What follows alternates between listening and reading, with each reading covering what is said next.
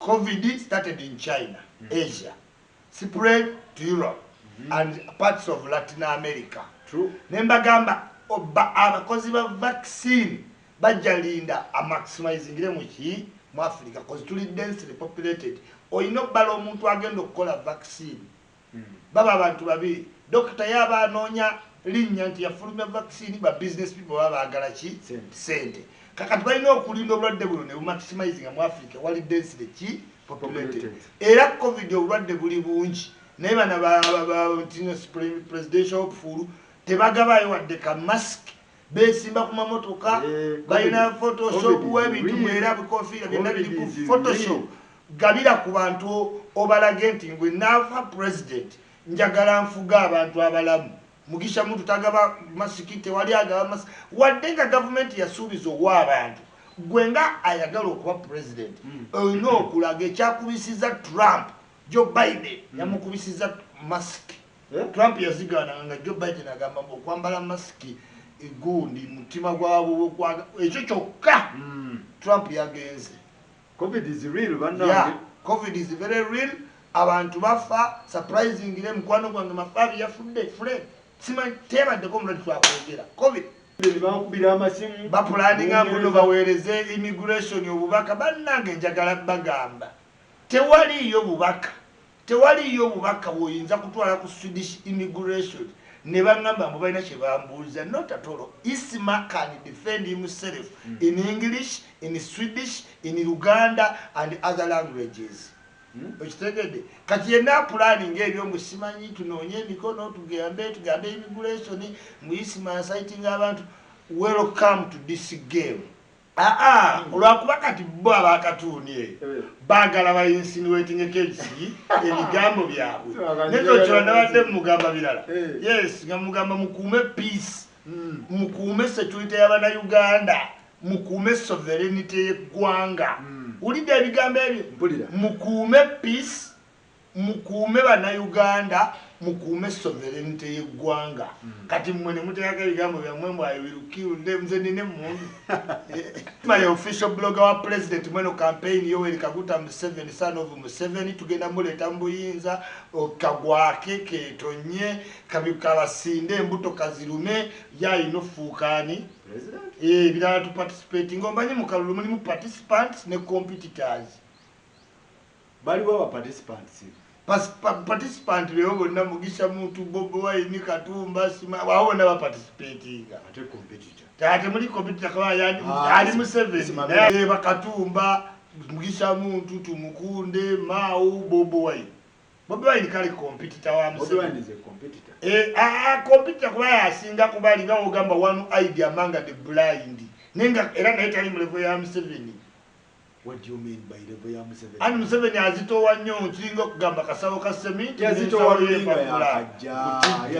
cha yakajja abantu banja guddeyo namwalu wakunzijjako saati ya Museveni simanyi oba simu yeimu oba ya tekino naye onowa ne simu ennamu okiwulira ojjala bengira ntu gye banjaguleyo waggulu mu sserere tulirikwara gye mutatuuka eyo yonna naye enguudo eziriko simanyi Bobi twazirabye ekitegeera waliwo akalo bakayita akwirwo enguudo eri okulaba ku Museveni Christmas tekipande asatabukira White Kibenda in person.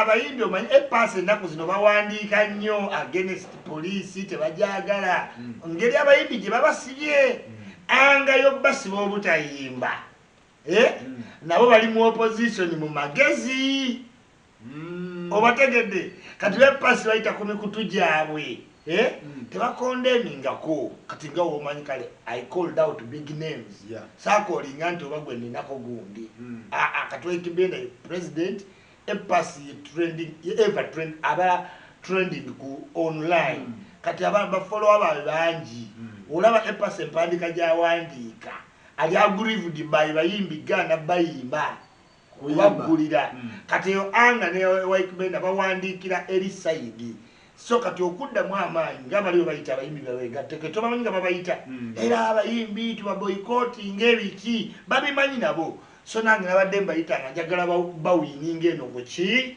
saidi yaffe omanyi momentum yakalo kabanga mupiira kati muyitira nga White Kibenda laba bwafuna accident enkeera nibanga Isima gwe waddagala okutta Waikibenda omusajja yakodde kwa accident woto wagamba yiga aba Waikibenda kiriwo ekiti kasukwa kigawa yayogera ku radio ekino kigera kikola ki kiraba amazima gali nti sirina buzibu ku muntu nga Waikibenda muto nnyo ate Waikibenda nyimbira buki bulungi yandetera n'omwimbi ate nyimbira obulungi ennyo bamuyita Drekali njagala nnyo music wa Epas naye abantu bategeere when we are just in campaigns okitegeera it builds momentum samuyise nti njagala mutuusaako bulabya samuyise nti oba kinamuyise nti beba kati ba influential younger artists that's why naye nga Waikibenda ntuusa okusaasira kwange bangambi wagudde ku accident mama w'abaana n'omuto ate n'empula abagamba wabadde ova musimanyi ku dansinga mukazi wa musajja ne biba bizibu awo tewakiwulidde edi yaŋŋambye mbu yabadde ne muko omusajja ne bajjanga bamugoba nokakkana n'agattamu maama naani titewali yalabye ku mwana namama n'omwana kati wali mu sitole n'agattawo famire naye nga tubagamba mbuno tewali yalabye kuki ku mukazi na mwana era meseji ya Waikibenda agamba omukyala n'omwana bali bulungi naye bw'olaba enkoona gye baakoonye emmotoka toyinza kugaa nti bali tebaafunyemu ku bulumi tegeeza tebaali nawulidde ekibuuzo ekyo kubuuli yabadde ne muko omusajja mu mmoloka yabadde ava mu dansingi abaye bagatta ebiboozi endibeza yagatta ekiboozi yankubidde saama mukaaga nangamba endibeza simuwakanya endibeza ebiboozi abimanyi nnyo ebyo ebyomumaka endibeza wagamba ekintu kiwakanyakubya palasi nagamba atya nti teri bulofoteni ebyangamba nti palasi yeekwese yekka neyewalabula ku ttaka endibezaya ebya Waikibenda byabadde bitya ebituufu era Waikibenda ebituufu nga wegambye nze nali Tororo okitegeera ate the before I had called him out as a president just as a name see person so it happened coincidentally nafuna ki accident naye nga n'ekyo kiriko nenteekawo nti mulaba ebyabanyarwanda Waikibenda babadde bamukoze eki bamusse okitegeera kubanga n'ekyampisa ekyo mweri vidiyo obusungu Waikibenda okuwagira bali bamemba ba Nuupu ng'ate Nuupu ye bagamba batabaki abanyarwanda ate nga Waikibenda bamumanyi waikirifu originally tugume muki munyarwanda ne baga Isima yogedde ku sectarians go back and see Waikibenda's interviews he accepts acknowledges nti nabawa Rwanda but is born here yes abana Uganda obujega bwa babali ebulaya abagamba nti batabanyarwanda tebakitegeera ali bweru mu Sweden aina ID Sweden yete yebuuza lwaki ate yo mu Sweden yamuwaki ID kwanga nawe oli Sweden ilo ina identification kati nti abanyarwanda baina ID babawa ID za Uganda sitegeera ba blogger ba Nuupu because when I come to Uganda nempayo necessary documents ne banzikiriza nti ndi wawa baina okumpa endaga muntu kitegedde to identify me kati muyinza mutogamba baina endaga muntu banyarwanda abantu ba Nuupu bonna be basinga babloga bawe lumbuye penge be bateekamu nti buli muntu asibaleka tobamugoba mu Nuupu lwaki lwa bunyarwanda mbu lubongeya oyo yenyini bankuya nwangamba oyo munyarwanda naye ate ne babuuka mukazi wa Bobi Wine itungo teri muna Uganda gwe bayita itungo okitegeera ne bagamba kati wenkyogerako nga bagamba bakyusa mangu narrative omanyi balina ba apologists ebulaya bangi kati apologist ye muntu atya Faruku nenyo nkola video buli lunaku buli luki lunaku apologist ye muntu ataligamba nti video yo nungi okitegeera naye ate wokolayo video endala ngagamba Isima wayogedde bubi nnyo wabula tayinza kondeminga bali ebakola ki beboogera era tayinza kuwaana lwokoze ennungi naye lwoyogedde ekituufu ekitiriwo nga bagamba Isima oyogedde bubi oyagaza bannayuganda okufa omutima gwo guli cold bannange abantu bazze bafa ne bwensalawo neggalire mu kisenge nneme kwogera wabaawo agenda okukola ki okufa.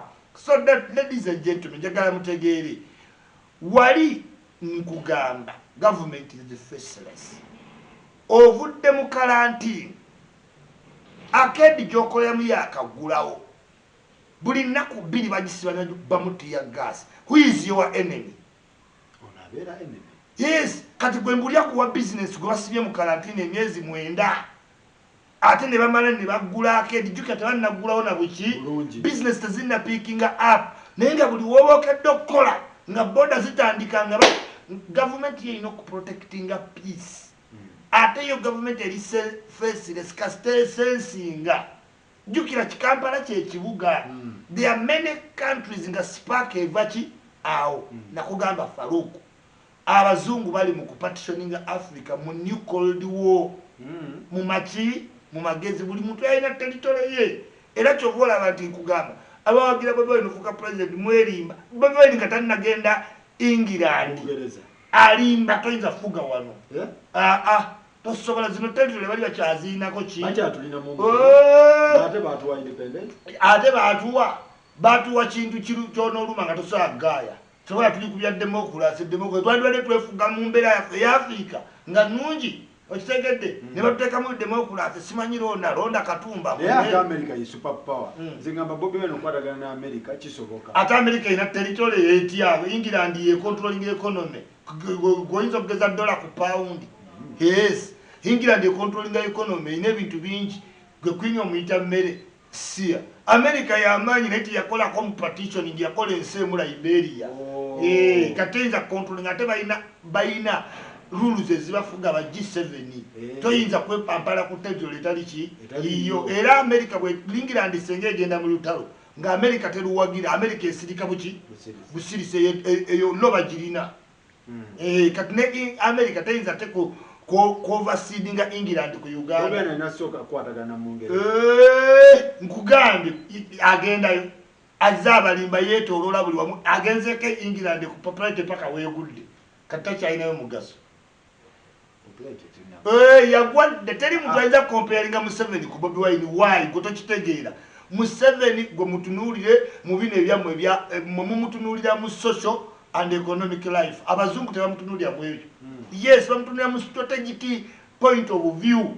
Okitegera what's the most important? America igudde mu COVID ensi yonna ina new world order. Sa America yokafena tugudde mu ki COVID tulina new world ki order. What you don't want kwe kuteeka wate insurgency endala mu COVID enseno Joe Trump ngatenezeze alese emirimu mu America tebaleeta mu America alina diplomacy oli abadde business person ngata alina arrogance bamukuba akalulu mu COVID baleeta Joe Biden a diplomat to calm the situation what down webate abazungu webafuga isima ensonga y'Abanyarwanda bavuddeyo ne beekubira omulala nange ndi Munyarwanda yes ndi Munyarwanda ndi Munyarwanda twajja dda lwaki ebintu bino lwaki bibiri kubanze siraba buli maka mu Kampala otunula buli maka wane Kampala baani abali ku bintu ebyo kibulira bakakensa be bapuliikinga ebintu ebyo genda olabe peegi y'akakensa ebiseera ebisinga omuntu bw'ayagala ennyo Obuganda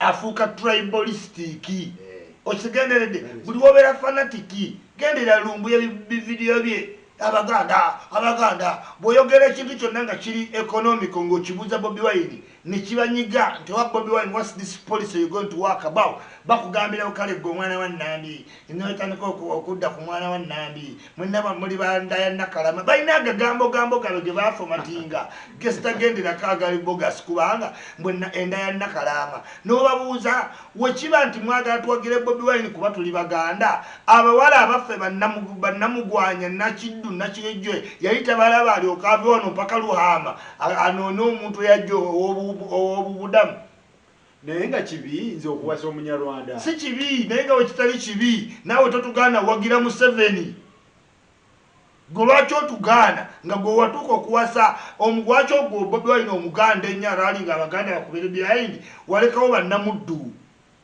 the same way walekawo bannamuddu n'ogenda oleeta itungo ekitegeera itungo kakati ye same way tugenda okukulekawo tuwagire Timuhabulwa waawa wa Uganda byebyo kigambye nti abantu bagenda usinga nnyo kuba wobeera oli munnayuganda ng'ova mu western uganda olina closeness to Rwanda. Yes. Nga olaba Ethiopia ne Eritrea balina oluganda luli thick naye ng'omu Ethiopia tayagala mu Eritrea nenga balinga n'omu Ethiopia omuddugavu tayagala mu Ethiopia mweru. You get it?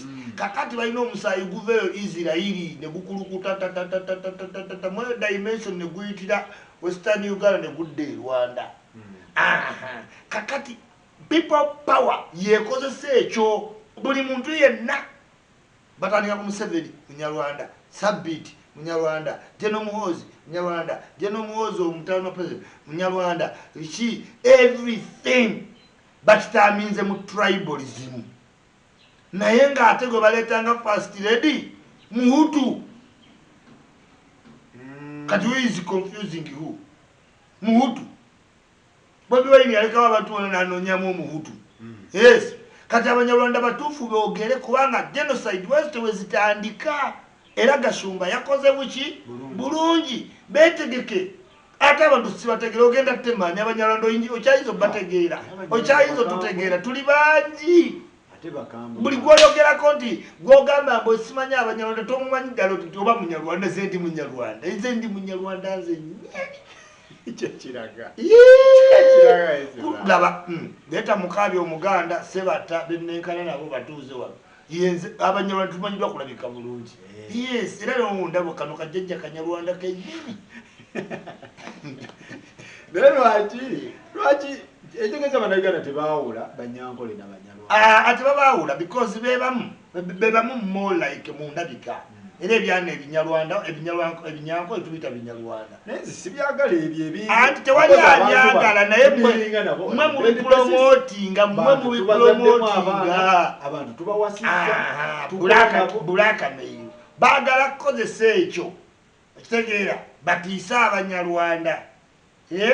Wabeewo ekikola ki kyova abakola post nti Mwesigye amanya g'amatuufu bongera namuleeta mukisimanyi Mamadi si yensereko yenyereko kati bagamba erinnya General Muhoozi mbu simansi ye General Muhoozi mbu ye General Mwizi mbu yava obitegedde bagattirira balina ekisajja kyabwe kigattirira ki conspiracy theorist ne kibateekaawo ne babeeraawo nga kirimba. Listen, Uganda, Rwanda ne Congo yennyini wano waliwo Abannayuganda nga Bakongo twemikisinga we cross border intermarry. Yes, omuntu ave Kenya n'ayingira eno n'awafuna omuwala n'addayo nga yamukwano olubuto n'omwana ataddamu mula oyo omwana aba muki. Kati Congo, Uganda, Burundi, ffenna Sudan tewaliwo watu kati bantu bazadde mba Sudan. Kati oyo abaana mbayita naye ate waliwo Abanyarwanda batawagira si buli Munyarwanda nti ali bulungi mu gavumenti ye. Anti mwe mu protectinga mwagala mu zeroing down abanupu mu zeroing down to Museveni mbu Munyarwanda, so by that ne munyigiriza abali anda. Kati Museveni yakusooka wate gwo omugambo lyanti Munyarwanda. Museveni yakusookawo 50 years gwate ogamba lyanti Munyarwanda gwalina 20 years. Ati akoze research amugoberere. Research ki? Agobye Rutsi nga Rutsi ziriwa Museveni yazaliwa waliwo ebyokuwandiika kati Rutuki. Museveni yazaliwa mu Gwataali. Nawe okuba Munyarwanda si kibido. Kati are we talking about tribes? We are talking about leadership. Mumubuuka ebintu twogera ku bukulembeze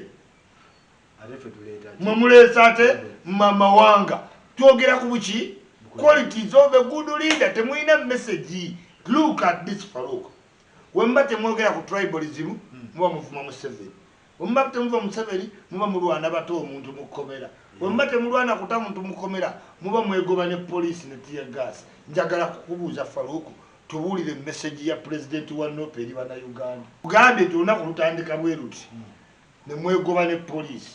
Sitejo nekwatako bana ne muleta loya wammwe Mayembe agenda abajjeyo awo ne mulwanira Nabiira Nabiira ne mudda ku president wammwe ne muva ku president wammwe ne mudda ku Segiyinya owulidde awo ne muddayo eka enkya ne luddamu ne kukola ki lukolera tubuulire the message of Nuupu to Ugandans. New Uganda. How? Etya, New Uganda etya. Ante your message eri mu New Uganda. Gye mulina otambuza.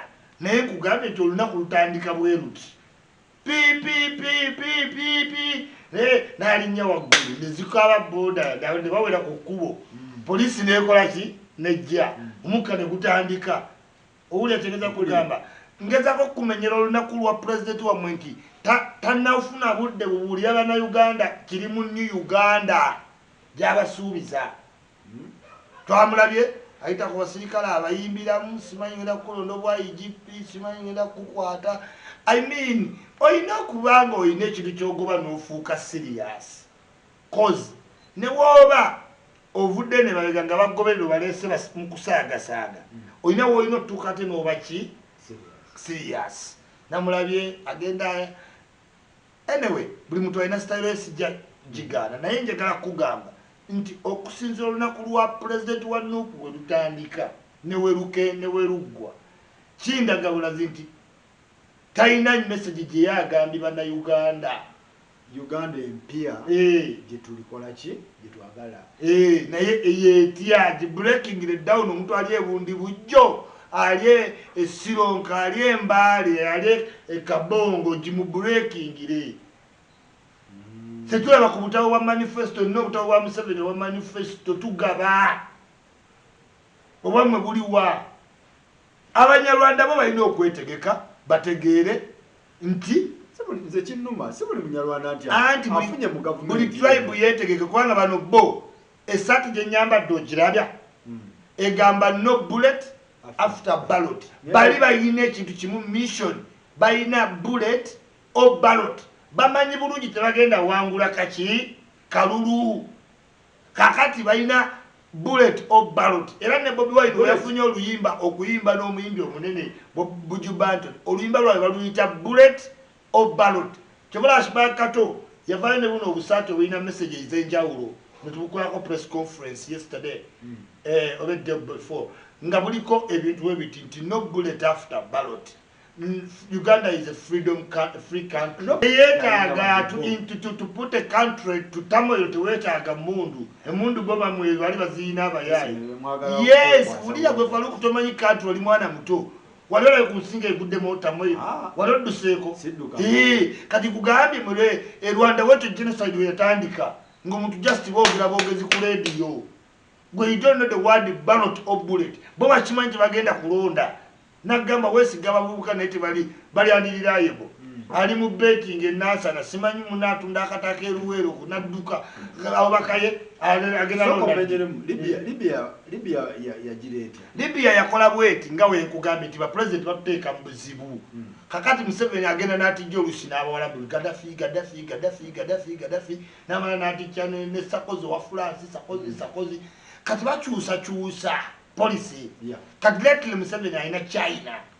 Nagambe zino ensi zirina Cold War. Kati China threateninga supremacy ya America ne England. Nnyo. Okitegera.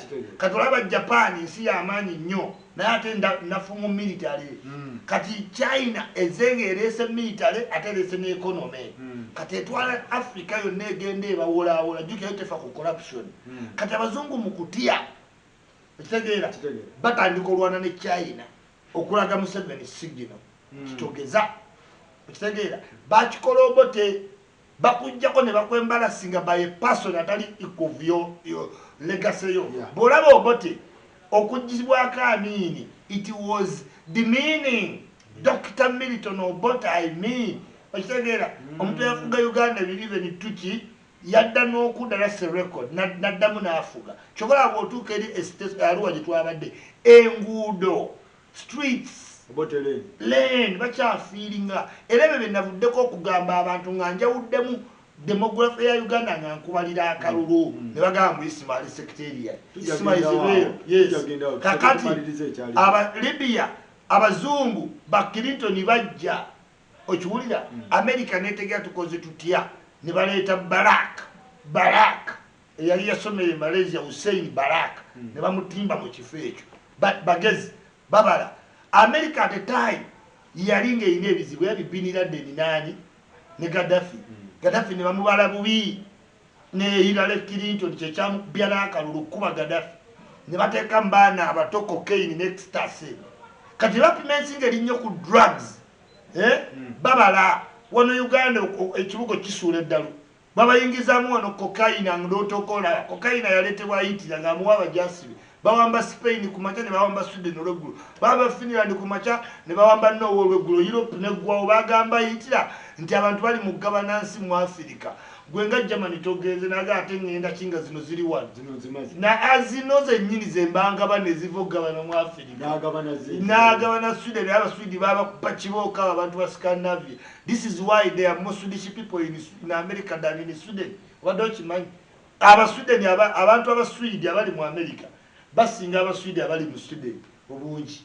Yes baba kuba nnyo ne bagenda ku silver ne babeereyo but mulina okujjukira Uganda zinensi ziri bagini ebyuma n'abazungu technology yeyongedde kyova abulunaku bavumbula minerals mu Uganda kati Kongo eyo giraba eyina ka mineral ninkeerabidde keka mineral akali major mu smartphone zonna kebeetaaga kali Kongo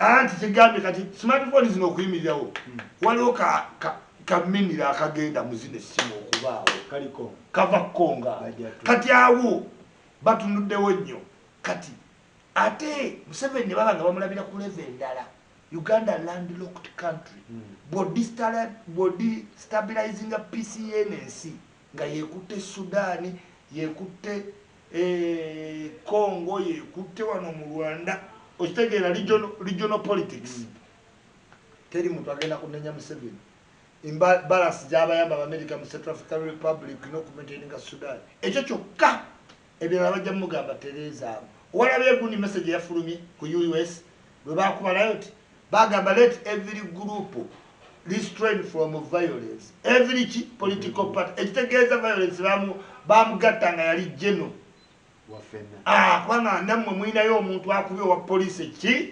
enyondo kyobola tebayinza kugamba nti no babakubidde bwerere no. Yes, that's how governments work, Farouk. Katabanya Rwanda. Belibya babateka mu cocaine. Yes. Ne baba nga twali wayulu gotomanyi cocaine ena bamukozesa batono. Cocaine ayinza okukipinga ennaku bbiri nga towebase. Noyingire ku. Kyobola babo n'abawala abanywa nnyo omwenge ogw'ebbeeyi basire queen baba ku cocaine. Weewunya omuntu anywedde atya echupa y'omwenge gye bagamba nti eri 70% alokoko n'avaawo nga tatagadde buli we bagenda mu toyi nga basika nga addamu akanula amaaso ng'ente bbye. Yes abantu balina okugaziya obwongo nga bampuliriza ekikulu babeera bapapa nga bawulira vidiyo z'abalala vidiyo yayisima concentrating funa chai ne popcorn tonywera kuno mwenge wuliriza vidiyo zino bulungi nkugambe Farouk look tusobola pretendinga mu Africa about democracy about what because tusomye. Yes, the reality is politics are tribalistic. That is true. Why? Because of a few things.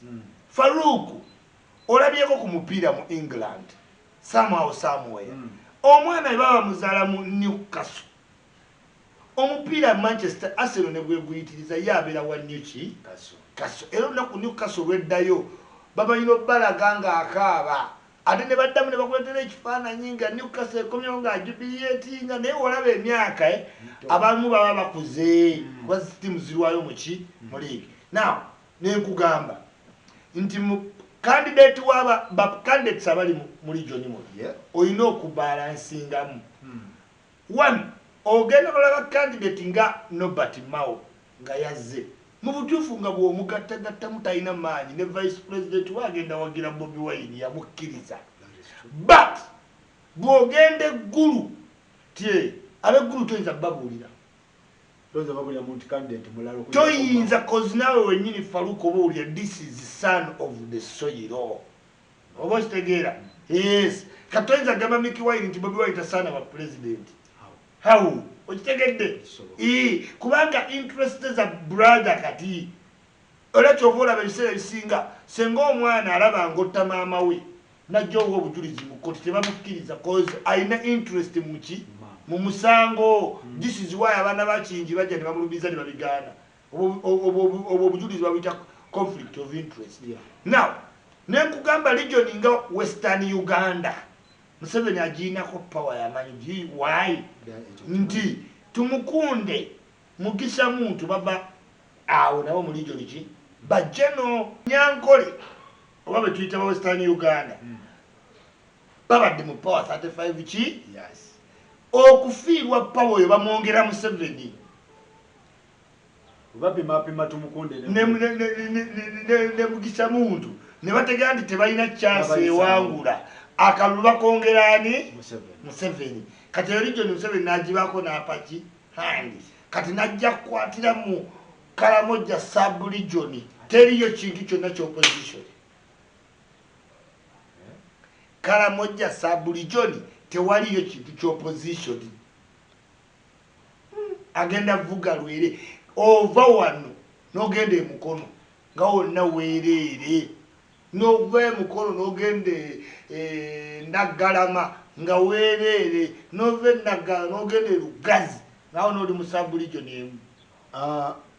Awo n'ogamba nti ne Bobi Wine wano mu Buganda tojja mukuba kuba bawulira katono omwana wawaki kati Museveni awo najja kutoolako kati n'atuuka mu Eastern Uganda gy'otali awo n'alyoka kuvuga ki saket nga nkulaga engeri Museveni gy'agenda Eastern Uganda tugamba nti Nanse weeyo ani Nanse ki Nanse oneesimbi kati oyo ye wa CV kutula mikolo maaso yosire queen mu bwa president gototegera bakazi oyo alinyisiza vali kufuna musajja wa kiti kubanga ekituufu kyo kiri omuntu wawaka abeera n'enkizo awo kati nga nkumenyeramu kati basemujunganda nadduka ku program ku UBC ali ne minister wa security angatta mu mboozi z'abanene ndozo tebanguvene mu katuni eddoboozi lyabwe etokota wali minister wa security akungo byabda mu security omanyi ndi mu SF sikati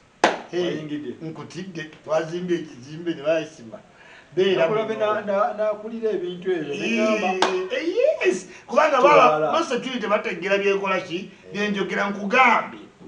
If you demonstrate government yo oyina otegera Faruku kyovolaba nga Museveni bw'aba akubalaale nga commission yagairaale egwa saa 12 nejja nga ziwere 12:05 nga Museveni akyayogera baga kati yeeyongeddeyo nga president alinga automatic generator so isima ekyagundi eno tewabadde wabadde no sisiga ekituufu kiri ndi Museveni asobola okuba n'amaanyi ag'enjawulo buli muntu okusinzira wava ne Mawu era newe twatuuse ewava muliyati okubuulira era we twatuuse wava muliyati ng'owulira presence yaani ng'era bakugamba muliyati they cannot politics bwali Faruku omuntu yekka yali agenderedde ku political ideology bebekulu n'ebiseera bisinga ne bebekulu tata we yeesimbawo ku Museveni yalina owagiraani era mu maaso g'abantu abalina narrow thinking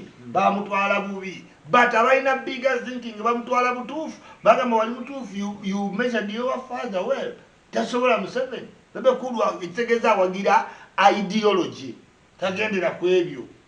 Omuntu asobola Uganda alina afaanana atya wetaaga muyivu wetaaga manyigabufuzi wetaaga muto wetaaga muzeeyi omanyi kati mukulu ekyobukulu kyafudde wulira ekyobukulu kyafudde omanyi kitya Museveni mukulu biki America etuyambe America yaleese Joe Biden wa 8 kati ekyobukulu kyakoze ekitu yabadde ne Trump 76 era ng'asinga Museveni kati baleese Biden wa 8 wansanvu mu ebiri satu Museveni muto era ne womulaka Museveni Trump bani mugendera nnyo ku baatugamba mubuuze ffe ababeera ne president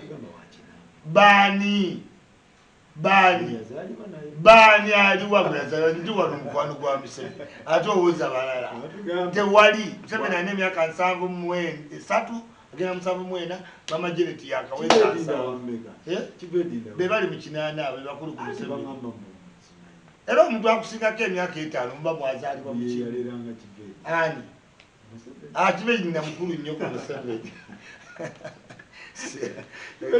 muleke kunyoma ba senior leader manyi mwe abaana mu abato muzze n'enjogere egerege ne mukuba katuuni ya tumukunde manya ya tumwine ne munteekawo mwine geje mutu tumwine walabe byayogedde byamwocheza abavubuka bade bamusse ku Facebook tumwine watu tomubulire ebyo tumwine bwakuyitanga ekolekanga ebbaluwa tazanya sagala mwenda ndala mwine wamulaye muwala we kyali wange yaleese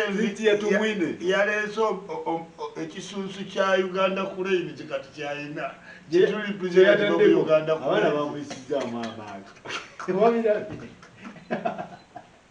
wemuti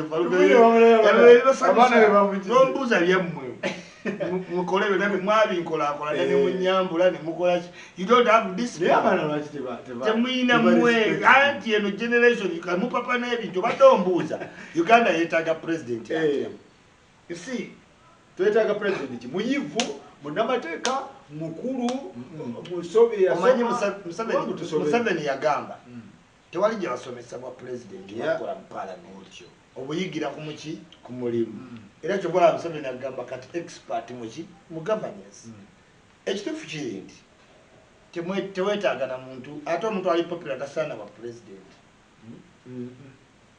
kyokolaba nti presidency bakwaisolatinga obe ne mind ekisobola okuconcentratinga ofumintiriza ku buli kyogenda okukola ki okukola Bannayuganda twasubwa nnyo amama mbabazi yes nkubuulya kati senga Uganda nga we tuli senga liwali tufunye bano bantu bali disciplined bajje n'omuhoozi twetaaga abantu abali mu stature nga wolaba ba Mike Mukula omusajja omutunula nagamba isimu okufuga eggwanga nabadde makani nakulabye yaŋŋambye ebintu bina ebiraki omuntu byolina obbana yaŋŋambye ekisooka you have to build a financial muscle. Financial muscle ne kuyamba ku building military capabilities. Financial muscle webi kuba Bobi Wine tugende ku kirala. Yaŋŋambye ebyo byonna byolaba biiki ya Bobi Wine n'ogatta ennyumba z'Abaganda bonna ne small business bonna bye balina combine tebusobola si kye bayita financial muscle. Financial muscle ategeeza ki? Capability sente ezigenda okufuula president si busente sente twogera ku $1,000,000 nze ndowooza isima ensi yavaawo buli politics gye yeeyongera kuba kati olaba linda tenava akalulu kano abasinga tebataddemu sente buli atatadde mutagenda yitamu politics zimane segirinya ataddemu sente gwe tunula anti wulira bwaba tataddeemu kakyuka anti wulira bwaba tataddeemu era tagenda yitamu tugende maaso financial muscle mukugambe mu America tunula abasajja abesimbawo you must be a billionaire kati kugwa omuntu atalina billion yagala kufuga billionaire president afuga abagagga Museveni atumya Sudiru n'atumya ate ezo dynamics zezakyuka kati tuli mu dynamics zino empya zeyateeka ozite zikyayinza kuddawo yes kyekugambe nti Mukula akugamba you need a financial muscle two ekuyambye building capability mu military might okitegeera kakati woba ne military might olwo nobala ne diplomacy yekuliratinga regionally internationally kitegeera geopolitics Rwanda Kenya Kenyatta Uhuru okitegeera Mudavadi yani Ramaphosa okitegedde obuildingira mu ntebe mu ate kati bana abajja ojotyanga tebakumanyi okitegedde kati Ruto amaze ebbanga ng'ali mu geopolitics omulaba n'akyalako wano n'agenda kewa Magufuli olwo building diplomacy omusajja omubuuliramu kitegedde then oyina okubuildinga capability mu media toyina wadde ka television set oyagala kwesimbawo nti oyagala dependinga ku TV za government ate eri mu incumbent yeekuwe platform Do you get it? Oyagala vuganya kamiliyoni ate nga ogenze kuyimbira ku Lion Island studio era omanyi ojja recordinga ku wiiki eri okitegedde si mu bubi. You get it? Kakati toyina TV station. Uhuru Kenyatta agenda okwesimbawo ne Raila Odinga bayina financial muscle. Ettaka balina square mile Uhuru alina neddala mu ocean bamudavadi alina influence asobola osimbawo ba MP n'abafacilitatinga n'ayingiza mu ba MP nga 7 muki kati kano parliament ya Uganda buli muntu alina mu stake abagagga balina mu MP bawe babesi gye balinamu kati goyinamu kyayagala okubafuga. Do you understand? Zezo capabilities meka nya oyina oba oyina TV station yo siku depending on social media. Muntu kyalaba social media mu kabongo ani alaba social media mu kabongo kapiripiriti ani ekisolo ani ekasese politics ngamate mwagala tuvuga ku wa sente tebakulimba nti politics wa muntu mwavu yenna kulimba nti politics wa birowoozo bitya guteberezaamu katikata kirayino yonna yasse mu jungana abantu abasanga ddyo bajjako ebirowoozo byakiika abasangawo. Politician ye muntu abeera omukkakkamu oba abeera ng'ayagaddwa n'akozesa omukisa ogwo okukonvinsinga abaavu mu bungi ne bamuwa obulu ne balonda ng'akozesa ssente z'abagagga okuprotectinga interest z'abagagga mu abaavu obutaataakinga baki bagagga. Kyova olaba politician taligamba kintu kituufu. Kati ekyokubiri ba politician batunda human capital nga gwe bookera n'okugulawo edduuka ennakaserera ennyanja nga kuliko emboga nabo be batyo. Kati capital wa Bobi Wine ne Museveni bantu humans mwe be bateeka ku table cause politics is what you bring on the table. Kati Bobi Wine talina ssente akabadiko kakakwata otuulako n'abalina ssente abagamba alina numbers z'abaki z'abantu naye nga numbers zo tezikumala kutwala mu power. Hillary Clinton zeyafuna abagagga Capitol Hill ne bagaa twale Trump sokoze emirimu mu America. Trump olwamaze okuza emirimu mu America dayo mu business zotegeera naye nze isima kyesaagala muntu kukwata n'ogenda okwekalakasa ate n'ofuna ensuululu okusima luguudo anti byebyo ebyammwe nti atuliza temwawulaawo wakati wa demonstration ne riot. Riot eba huligani football hooligan ne bamenye riot si demonstration ate mwade mu demonstrating laki kati riot kwe kujja oli ready to destroy oli munyivu ng'ebyagwa mu America ku Floyd ne bamenye ebizimbe ne bamenya neki amaduuka naye nga tebagenda kuva mu America oba onyize nnyo va mu America. Ekitegera Trump kye yabagamba era we bavuddawo ne bamukuba ne covid okuleta ba Biden kubanga ye Trump tagenda kusiisitira kubulira nga wekikola ki wekiri. Look, rioting kirala osima oluguudo oyo oluguudo n'ebipiira kati gw'oli mwonoonyi oyo polisi tumusaba kuba oba mumukwate bagende ekigo balime baasa amayinja ne mu America bakukwata ne mu Sweden genda onyiige mu Sweden ozanyire ku luguudo lwa train genda onyiige mu Sweden tie ogende ntino ojize nnyo ogende ku bizimbe byabwe yonoone genda olabe because era bwewekalakasa munekalakasa eyo notemulwa oluguudo era omukulembeze oli gweoyagala agenda kujja naye addaddemu oluguudo ate kati alizimba ddi amasomero n'amalwaliro gemugaa nti Museveni gamulemye. Ekitegeeza mwe temulina ideology mwe muli banyiivu. There is a difference between when you are angry and aggrieved.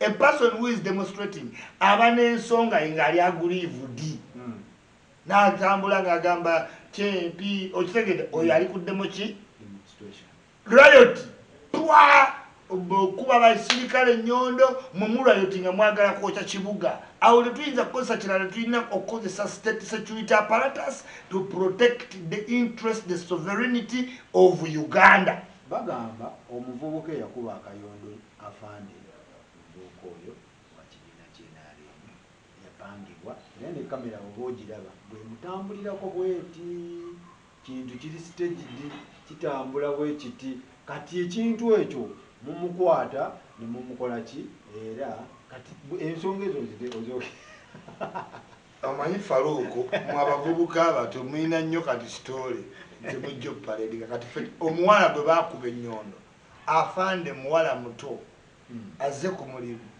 ffe tukwate ekivubuka ogulidde kyacuba edi mutwe tuguwe ennyondo mutudemonstratinge ku mukazi lwaki twatekawo bafande balina kanyama tetubalina oyagala gambe nalemu tetuwa bakazi kitiibwa please mwogere ebintu ebitegerekeka nze kyemmanyi oyo yennyini yamukubye ennyondo ali muki and we are going to pick more kitegeeza ki okukwata kwa fande mpulira aba amateeka sinza ategata totegera amateeka lemiterio abagangsta mu nsi zonna tebatta bapoliisi abagangsta bana batunda kokayina ya drugs poliisi takikwata akimanyi wookuba wa poliisi gange eyo egenda kuggwawo all the police station is going to swarm on you gwegenda okuba owa FBI olwoza FBI batemanyi bakateero eba bamanyi era erayo ekolagana nabo kati gwe omu waakuba n'akuba omusirikale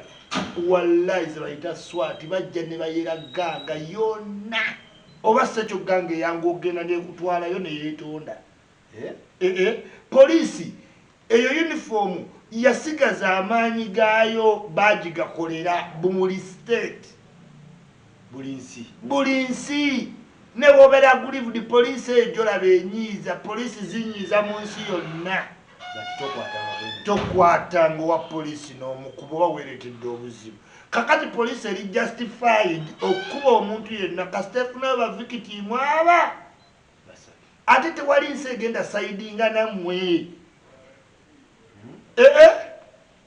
tewali golowooza lwaki balebo tebakuba bannamawulire muwo zooni kubanga ye yeetaaga omunamawulire ne lebo yeetaaga omuki munamawulire yakutaasa kuba yafuna story side ziki zonna gavumenti izogana okuwuliriza yo munamawulire nagamba teekawo bakuwulire kati n'abagangisa tebatta bannamaki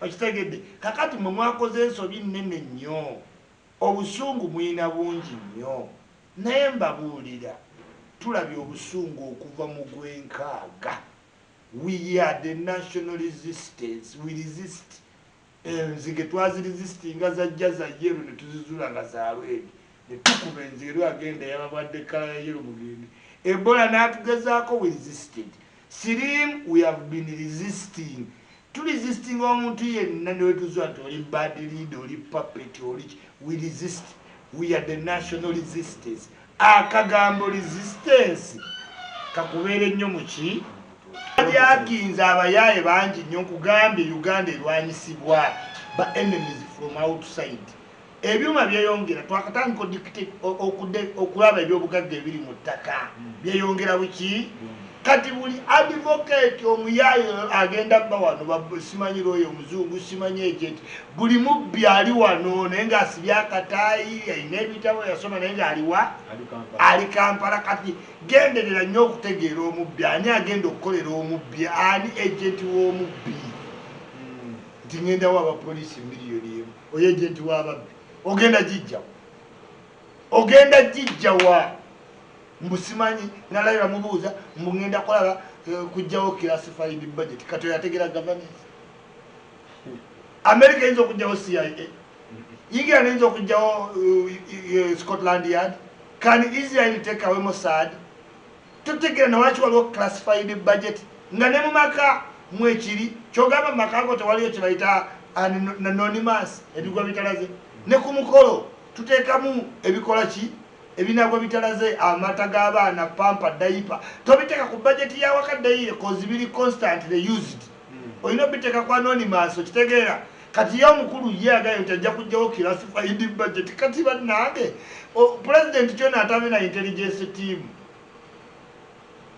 otegedde nti mulakinga ebintu bingi